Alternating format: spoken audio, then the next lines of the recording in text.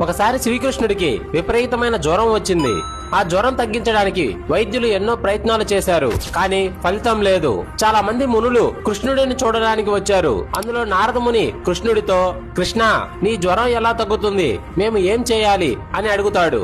దానికి శ్రీకృష్ణుడు, నన్ను అమితంగా ప్రేమించే నా భక్తుల పాలధూళి ఎవరైనా నా తల మీద రాస్తే నా జ్వరం తగ్గుతుంది అని చెప్తాడు. వెంటనే నారద ముని అందరినీ అడుగుతాడు.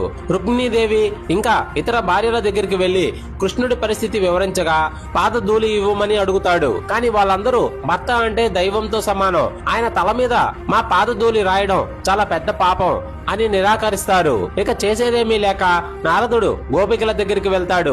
గోపికలకు విషయం చెప్పగానే వాళ్ళు ఏమాత్రం ఆలోచించకుండా, మా కన్నయ్య బాగుంటే చాలు, మాకు నరకం వచ్చినా పర్లేదు అని వెంటనే తమ పాదధూళిని ఇస్తారు.